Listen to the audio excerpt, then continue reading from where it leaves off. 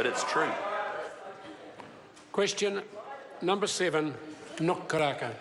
Ai te maanga e te whare, tēnā koe. Huri no te whare nei e mea te kia koutou katoa. Sir, my question is to the Minister for Building and Housing. What reports has he received on the issues of rock falls, liquefaction and building performance arising from Sunday's earthquake in Christchurch, and what implications do these have for the ongoing rebuild work for the city? The Honourable Dr Nick Smith. Mr Speaker, I'm advised that Sunday's earthquake caused 5 major rock falls, totalling several thousand tonne of rock. It was actually lucky that no one was seriously injured or killed. These were in areas that were red zoned as vulnerable by the geotechnical assessments by my ministry of both the Port Hills and Sumner area. The areas of liquefaction were consistent with the ministry's technical advice on the areas that were red zoned. There has been significant innovation in foundation design on TC3 land, and we are using Sunday's quake to review how these designs performed to ensure that we've got those design standards right. Preliminary assessments at 6 sites where liquefaction occurred showed that these new foundation systems are working well.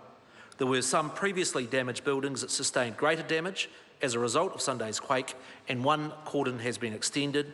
The processes for managing these have been updated and are much improved on 2010.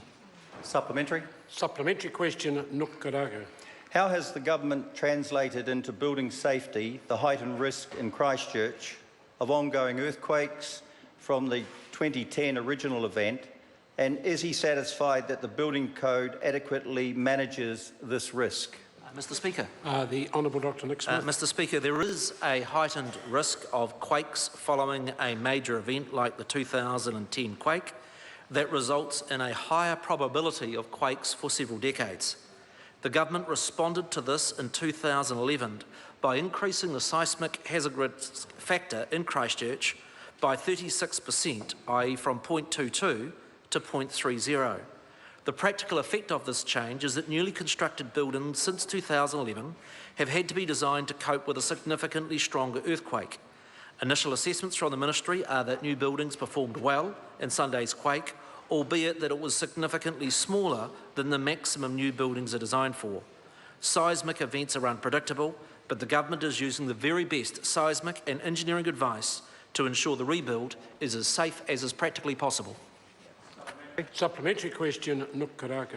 What reports has he received on rock falls, including the Redcliffe's school site, and what conclusions does he draw from these reports? Mr Speaker. The Honourable Dr Nick Smith. Redcliffe School is an area of near identical geology and risk profile to those that experienced substantive rock falls on Sunday.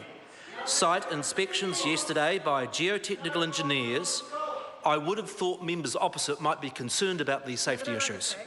Site inspections yesterday by geotechnical engineers showed additional damage from Sunday's quake on the Redcliffe site, with new cracks in the upper third of the rock face and a number of individual boulders dislodged from the face. This school site has previously had 5 substantive rock falls from the size of 100 tonne and one of nearly 50,000 tonne. Sunday's events reinforce the correctness of the Minister's decision to follow professional geotechnical advice and to not reopen the school. I note Ruth Dyson and the Leader of the Opposition has said that... Order. The question's been answered. There's no need for the last part of it. Question number 8.